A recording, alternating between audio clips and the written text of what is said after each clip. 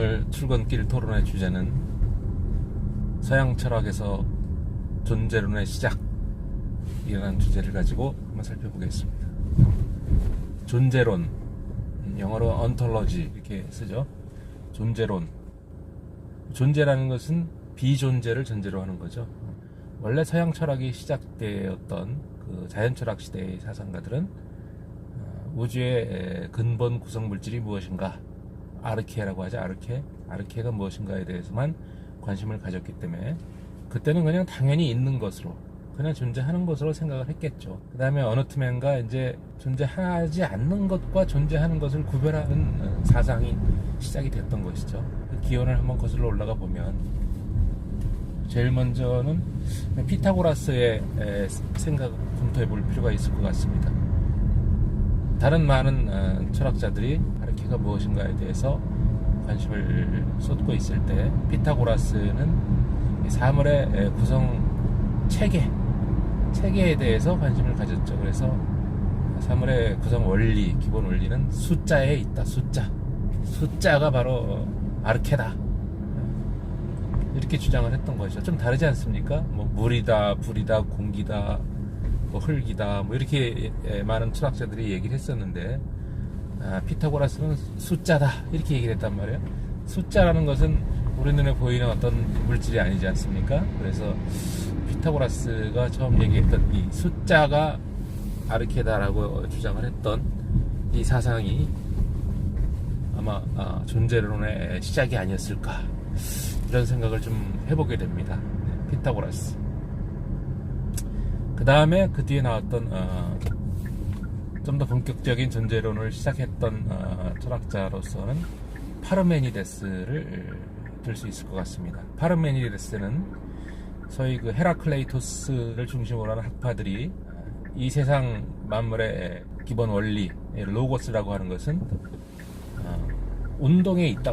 활발하게 움직이는 운동에 그 비밀이 있다라고 이렇게 주장을 하게 되는 거죠. 그래서 거기에 따라서 마치 불이 활활 타는 것과 같이 우리 이 세상은 움직이고 있다. 그래서 그렇게 움직이는 그런 그 움직임 속에서 우리는 로고스를 찾아야 된다 라고 하는 것이 헤라클레이토스의 사상이었는데, 거기에 대해서 파르메니데스는 비운동의 원리를 주장을 합니다. 운동하지 않는 것이야말로 로고스라는 거죠. 어떻게 로고스, 진리라는 것이 어떻게 움직이는, 변화하는 것이 어떻게 진리가 될 수 있냐. 최소한 진리라고 얘기하려면 언제 어디서나 똑같은, 변화 없는, 결국에서는 운동이 없는 비운동성을 기본 요소로 해야 되는 거 아니냐, 이렇게 주장을 했던 사람이 바로 파르메니데스입니다. 헤라클레이토스와 굉장히 비견되는 그런 철학 전성을 갖고 있는 거죠. 헤라클레이토스는 운동과 변화, 체인지의 철학 사상을 갖고 있고, 그에 반해서 파르메니데스는 변화하지 않는 비운동성을 주장을 했던 것이죠. 지금 우리 현실 공간에서, 현실 사회에서 우리 눈에 보이는 것은 다 운동을 하고 있는데, 운동하지 않는 어떤 진리, 로고스를 생각을 했다라는 것, 이것이야말로 존재론을 생각했던 시초가 아닐까, 이렇게 좀 생각을 해볼 수 있겠습니다. 이 파르메니데스의 제자 중에서 제논이라고 하는 사람이 있습니다. 제논. 나중에 스토아 학파를 규창했던 그 제논과 다른 제논입니다.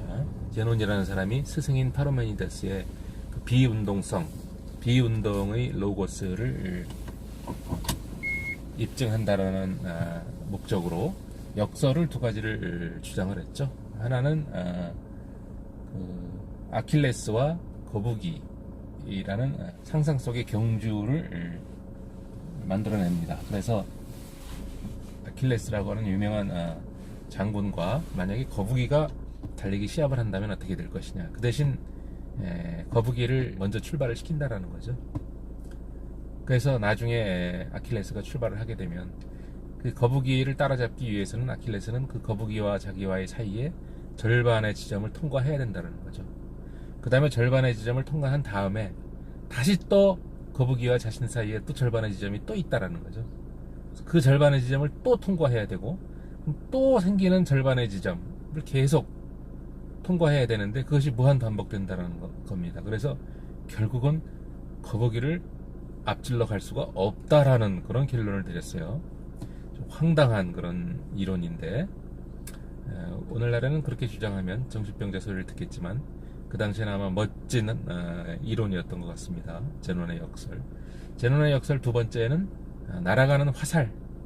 날아가는 화살은 결국은 정지해 있는, 운동하지 않는 화살과 같다, 이렇게 증명을 해낸 거죠. 화살을 쏴서 화살이 날아가서 목표물에 맞게 되면 그 화살이 날아가는 것을 절반으로 나누어서 전반부의 화살이 날아가는 것과 후반부의 화살이 날아가는 것으로 이렇게 구분해서 볼 수 있다는 거죠. 그 다음에 그렇게 나누어진 화살에 날아가는 모습은 다시 또 절반씩 나누어서 또 생각해 볼 수가 있고, 그렇게 해서 반복적으로 수도 없이 많은 장면을 잘라내서 그 모습을 보면 결국은 최종적으로는 그 화살은 날아가는 것이 아니라 정지해 있는 모습 하나만을 볼 수 있게 된다는 겁니다. 그래서 우리 눈에는 날아가는 화살로 보이지만 실제로는 날아가지 않는 화살, 공중에 멈춰있는, 정지해 있는 화살이라고 주장을 한 거죠. 역시 오늘날 그런 얘기하면 졌다는 소리 듣겠죠. 하지만 그 당시에는 멋진 제논의 역설 두 가지 중에 하나로 이렇게 기록이 되어 있습니다. 네, 그 스승인 파르메니데스가 이 세상 만물이 움직이고 있음에도 불구하고 움직이지 않는 비운동성을 기본 원리로 주장을 했던 것, 이거 자체가 바로 존재론. 원래는 우리 눈에 보이는 현상이 존재이고 우리가 상상 속에서 생각할 수 있는 그런 관념의 상태가 비존재이지만 서서히 우리 눈에 보이지 않는 그 어떤 그 로고스, 진리가 그것이야말로 참된 존재이고 우리 눈에 보이는 것은 허상이라고 하는, 가짜라고 하는 그런 생각이 슬슬슬슬 싹트게 된 겁니다. 그래서 그러한 이론을 가리켜서 우리가 존재론이다, 언톨로지, 이렇게 영어로는 그렇게 부르는 거죠.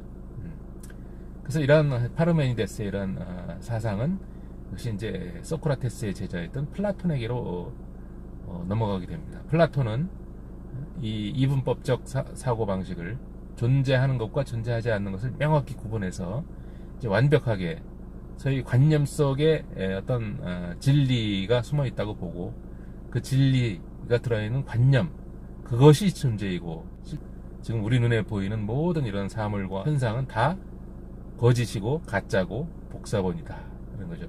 우리의 세계는 우리의 인간의 마음속에서 생각대로 펼쳐져가는 독사의 세계이고, 독사, 억견, 억측, 의견, 이런 뜻이죠. 그 다음에 관념의 세계에 들어있는 어떤 그 에피스테메, 진지 또는 뭐 지혜, 지식, 뭐 여러 가지 표현을 쓰는데 참된 지식이라는 뜻이겠죠. 참된 지식이야말로 관념의 세계에 들어있는, 그것을 플라톤은 그것을 가리켜서 뭐라고 했습니까? 바로 이데아라고 표현했죠. 이데아. 오늘날의 생각에 비춰보면 이데아는 관념의 세계니까 그건 우리의 상상 속의 세계이고 우리 현실 세계가 존재하는 세계일 텐데, 플라톤은 그걸 거꾸로 얘기했죠. 관념의 세계, 즉 이데아의 세계가 참된 존재의 세계이고 우리 현실 세계는 가상의 세계이다, 거꾸로 얘기를 했습니다. 존재론을 확립한 사람이 결국은 플라톤이다, 이렇게 얘기할 수가 있는 것이죠. 네. 서양 철학의 중심 사상은 바로 이 존재론, 그 다음에 존재를 인식할 수 있는 방법, 존재를 어떻게 하면 인식할 수 있는가를 연구한 것이 바로 에피스테몰로지죠. 에피스테메를 인식을 해야 되니까 에피스테몰로지가 바로 인식론입니다. 인식론. 그래서 언톨로지, 존재론과 에피스테몰로지, 인식론, 이 두 가지가 서양 철학의 중심 사상, 철학 사상, 형이상학으로 이렇게 연구되어 왔던 것이고, 오늘날에도 여전히 존재론과 인식론, 이 두 가지가 서양 철학의 중심 사상이 되어 있다는 것입니다. 네, 오늘 존재론의 시작에 대해서 그리고 확립에 대해서 살펴봤습니다.